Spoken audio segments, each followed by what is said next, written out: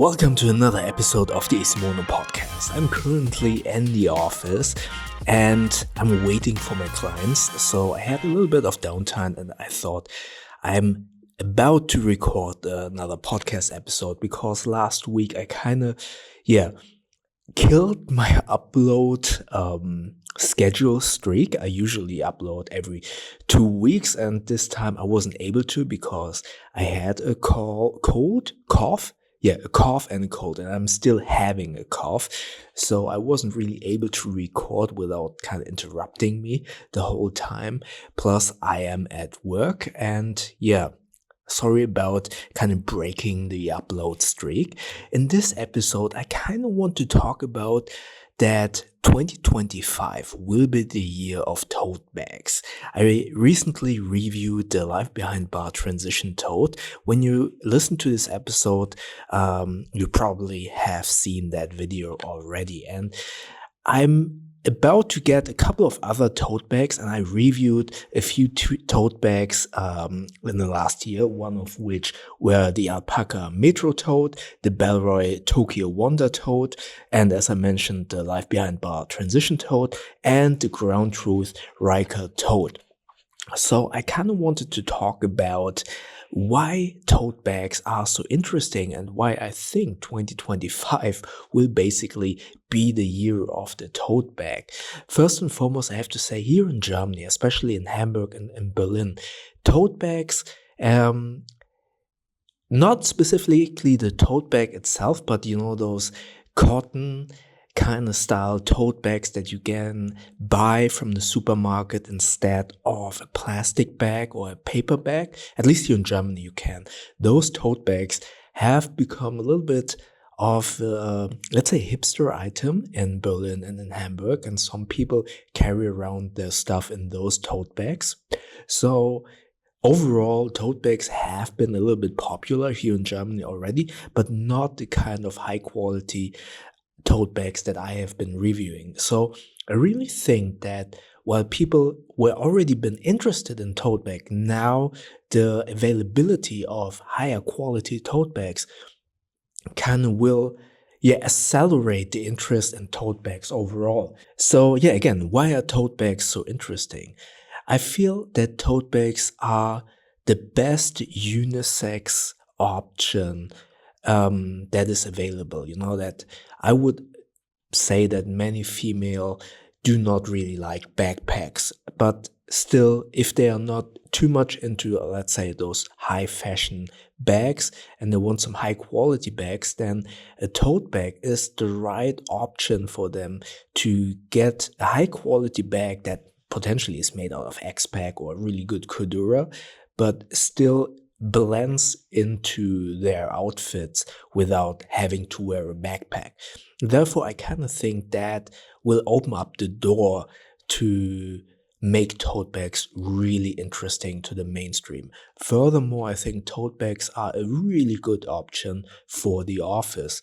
So people who work in an office environment and want a bag that kind of suits their office attire usually do not necessarily gravitate to backpacks, or if they do, maybe it's a leather backpack or something like that, and enter the tote bag. I feel like the tote bag is perfectly suited for, no pun intended, for the office attire, for being in an office, especially if you have like important client meetings, or if you go to the bank, for example, to get a loan, then a tote bag is a really good alternative to a backpack for looking good, but not to be an overkill like a briefcase. I feel like briefcases aren't a thing anymore.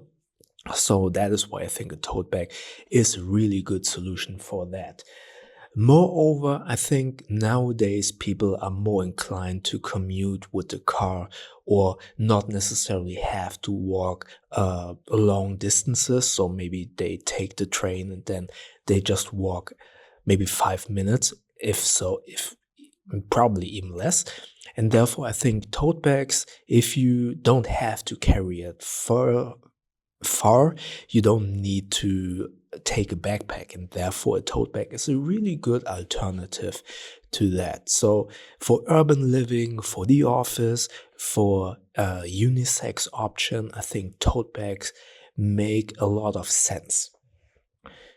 Next up, let's talk about the downside.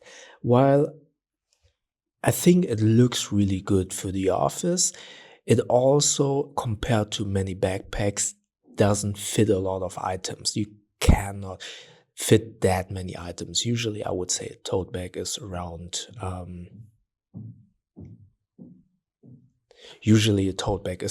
like 15 liters capacity, but obviously, when you're going to the office, you don't have to carry that much. Maybe you carry your laptop, a tablet, a couple of notes, stuff like that. Usually, people or most people don't carry as much equipment like I do, like a mechanical keyboard, an Evergoods Cap 2, a laptop, and water bottle, and whatever. So, while it is a downside that you cannot fit that much, I feel like if you intend to use it for the office as it is intended to, then you don't need that much space. So it's not necessarily a downside, but more in line of different horses for different courses, right?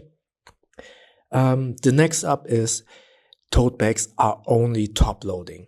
So if you have a lot of smaller items and you have a tote bag with a dark inner lining, it's going to be a little bit difficult to find those smaller items inside the tote bag. Definitely a downside. So really take a look. If you're getting a tote bag, get one with a bright inner lining. So that is really important, I think. Next up, it is an uncomfortable carry. Obviously, a tote bag is only a one-sided carry. So either you carry it in your hands or over your shoulder, and it's just on one side. So it's a one-sided carry solution, and the weight will be just on one shoulder. However, as I said previously, I feel like these kinds of bags aren't intended to walk around long distances. So having a tote bag just on one side isn't that big of a deal. Furthermore, if it's not too big, if it's not loaded up with heavy items, then it shouldn't be a big deal. Still a downside that you can only carry it on one side. Let's talk about hybrids. I reviewed the Life Behind Bar transition tote, but also the Ground Truth Riker tote bag, and those you can transform into backpacks as well. And I felt like they look amazing. The shape and the silhouette of a tote bag really looks good as a backpack. However, these will be hybrids, meaning you can transform it from tote bag to backpack, vice versa. And every hybrid has a couple of trade-offs that you need to keep in mind. For example, with the Life Behind Bars transition tote, the mechanism to transform it from tote bag to backpack is a little bit fiddly, and you really need to take care of how you kind of transform it. But once you transform it, it's really cool to carry around as a backpack. Or with the Riker, where you can kind of stow away the shoulder straps. This also means that it doesn't look that great when you stow them away.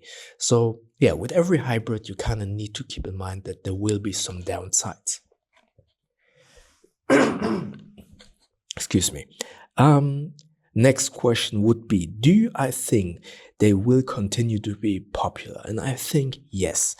I think just because they are unisex alone makes them so much more interesting to the mainstream demographic, because at least from what I know, my wife, for example, she doesn't like backpacks at all. When I walk into an office, I never see any female carrying a backpack, and they usually carry like a purse or a tote bag. And having now the option for high quality brands like Alpaca, Life Behind Bars, Bellroy, having really cool tote bags in high quality that will hold up a lifetime.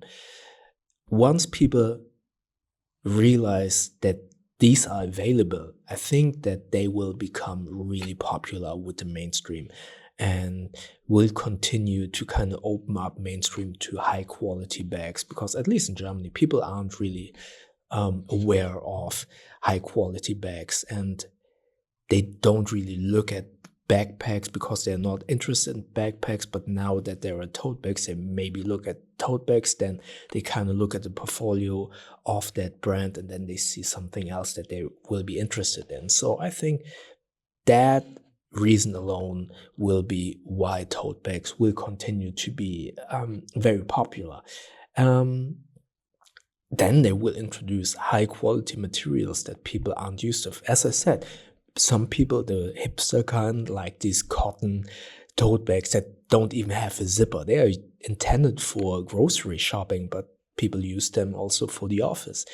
And having the option to get something a little bit more high quality whilst having the same form factor, I think that might be very interesting to some people. So bottom line, tote bags are very mainstream friendly, and therefore I think they will continue to be interesting in the future for many people. And I think that, or I believe that 2025 will be the year of tote bags. I have already a couple of tote bags being sent to me, and I'm looking forward to review them. And I just see it in the industry that brands are continuing or starting to make tote bags available in their portfolio. So yeah, I think that will be a huge deal in the future, or at least in this year. Of all of the tote bags that I reviewed, which do I think is the most interesting? If it's just about a tote bag, and the look of a tote bag, the usability of a tote bag, the carrying style of a tote bag, then I think the alpaca metro tote is one of the most interesting. I would have wished that the inner lining would be a little bit brighter. It's a silver inner lining, because, as I said, it's top loading, it's a big dark hole. You need, in my humble opinion, a bright inner lining. So if it's just about the tote bag, I think that one is really interesting. If it would be a hybrid, while I was a little bit, let's say, disappointed, or I think it needs some time to getting used to the strap system, the life behind bar transition tote is really interesting. Take a look at the review that I posted last week. I think that bag and the option to use it as a backpack is really interesting.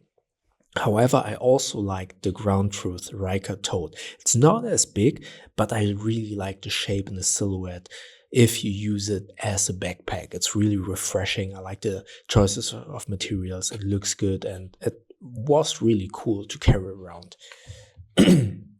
I want to review the Bellroy Tokyo tote bag. I reviewed the Wonder tote, but I want to review the tote bag as well, because you can also use it as a backpack. That one is really interesting.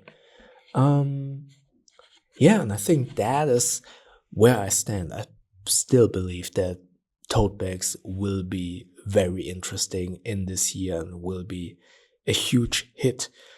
Let's see at the end of the year how many tote bags there are actually. And yeah, that was the topic about the tote bags. Now, I also want to talk about, I posted last week that on my community page that I wouldn't post a podcast in that week. And I also kind of asked if there are any questions that I should answer in a Q&A video. There was only one question, and I kind of wanted to answer that question here. So the question was from Lion Dwell, and he or she asked, when are reviews not reviews but adverts? And should the creators call videos reviews if they haven't actually carried the bags for any amount of time? 30 minutes for B-roll doesn't count. So I think that is a really good question, because I see that a lot in camera reviews, and I'm always really annoyed where it's really clear that it is sponsored. And for me, a sponsored video is a paid video.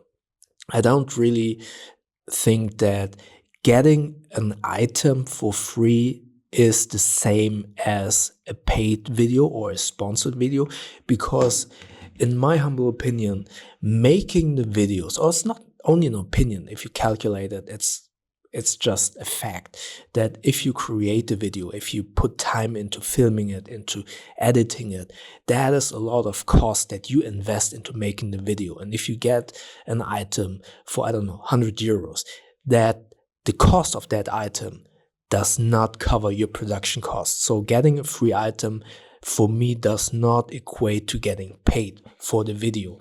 And therefore, I don't really understand why some people kind of gloss over negatives in a so-called review if they get an item for free. I think you should always consider that what you invest in making a video is higher than the item that you're getting. So going back to sponsored videos, meaning videos that are paid, especially as I just mentioned in camera reviews, I think that every video that is paid cannot be a review, because you have been paid to make that video. And usually when you get paid, the brand wants to see the video before any of your viewers will see it. And then they want some say in what is being said in the video. Obviously, if you pay for a service, you want to check it, right? So any video that is a paid video can never be a review. And it is an advert and not a review. And also, to me, a review needs to cover all of the bases, meaning negatives and positives. I see way too many videos that call themselves a review, but only cover the features of that product and kind of go over what that product can do, and basically, kind of only read the product page of that product. And I see that a lot with phone reviews, and that annoys me so much. I know what the phone can do by just reading the product page. I don't need all of that specs and those informations. So for me personally, a review needs to cover all of the specifics that you cannot kind of learn from the product page, and those are positives and negatives. Obviously, some items just don't have negatives from your perspective. Then just say it and say, okay, this is a great product because I like this, and that. And for my personal use case, I could not find any negatives. That's totally fine. But I personally like to nitpick, and I gotten some flack in the past where people say, oh, that is such a stupid argument of the negative that you just mentioned because I don't have the issue. That's also totally fine. Just because you don't have an issue with that negative that I might have mentioned doesn't mean that not other people could have the negatives or relate to that negative. So I feel like it is important, at least for my reviews, to cover everything that I can see some people having an issue with, and therefore I kind of nitpick at everything. And as I always say, I feel like you knowing the negatives makes it much easier to evaluate if you can live or work around those negatives, and therefore evaluate if that product is for you. Therefore, I think negatives are so important for reviews, and a review should cover pros and cons and not just kind of list what the product can do and kind of repeat what the product page is saying. And then your next question was, and should creators call videos review if they haven't actually carried the bag for any amount of time? That is a good question, and I can see where you as a viewer are coming from, and I kind of agree. You obviously need to use a bag or any item, especially with phones, where some negatives only you kind of realize those negatives after having used that specific phone for a longer period of time. I feel like with bags, if you have reviewed bags a long time, I mean, I reviewed bags now for, I don't know, 6 years or something, and I've seen so many bags. I still use the bags a lot to not only test them, but also to create a B-roll, because with this Pocket 3, I just carry it everywhere, and then I can, if I notice something, I can film it right away to create the B-roll. So I tested for a long time, for a good amount of time to create my reviews. However, now having the experience of reviewing bags for such a long time, it is getting much easier for me, at least, to kind of notice the negatives, the positives, and kind of really see and focus what I like or dislike on the bag really fast. So that is the benefit of being a long time reviewer. Obviously, there will be some kind of bias in a way. For example, clamshell opening. I prefer clamshell opening, and the more I review bags, the more I like clamshell opening bags, and therefore I somewhat am more inclined to, in air quotes, dislike a top-loading bag. So while it is a positive that my experience in reviewing bags makes it much faster for me to dial down what I like and dislike, it also means that I have created a certain bias of how I think a bag should be like, so I can like it. But it's just like with movie reviews. I think the longer you watch a movie reviewer, the more you are dialed into the taste of that movie reviewer, and then you kind of see some similarities with your taste and the taste of the reviewer, and then you can kind of see, oh, okay, that person likes that movie for those reasons, therefore I'm more inclined to also like that movie, and the same holds true with these bag reviews. The longer you have watched my reviews, the more you find some similarities in your taste, in my taste, and maybe you also notice, oh, Bo has a similar size as me, a similar body frame, and therefore if he likes that bag for that reason, I might be more inclined to like that bag as well. So I feel like with any review, that is very personal, like movies, or in this case, like bags, because bags are very personal item. The way you load them, the way you carry them, the way you're built, the way or your height is, it is very personal. And then you kind of need to calibrate yourself to the reviewer. And once you notice similarities, you kind of know, okay, if that reviewer likes this or dislikes that, it's more likely that I have the same opinion about that item as well.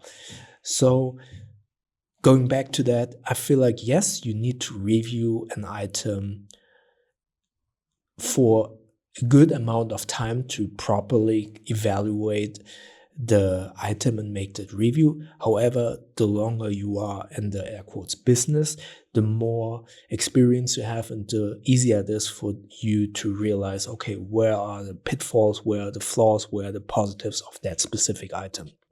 Again, I feel like that holds true for bags, but with other items like phones, where kind of the system needs to be used for a specific week to kind of load up the system, and therefore you can see if it's getting slower and stuff like that.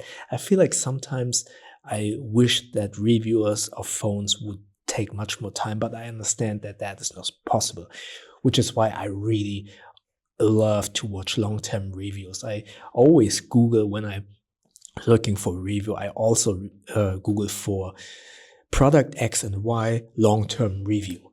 That helps me a lot. Did I answer everything? All of your question? Yeah, I hope I answered that question, and I hope anyone who was wondering the same has their answer now. Again, any video that is being paid should never be called a review, and every review should cover pros and especially cons of that item, and should not only cover the features and the specs of that item. I hope that helped, and I hope you enjoyed this short little podcast from a different set. Probably not the same audio quality as you're used to. I'm sorry about that. But there are a couple of really cool guests lined up for the podcast. And I hope you will enjoy those podcasts in the future. Thanks again for watching and for listening. And if you're watching these on YouTube, I probably will link all of the tote bags that I mentioned in this video in the description below. Those, will be affiliate links, but I also will kind of link to the reviews as well, so you can check them out. If you consider kind of getting one of those items, please also consider using one of those links, because you won't pay more, but you will support this channel with a small kickback of that sale. And I see you and hear you in the next ISMONO podcast episode. Thank you very much.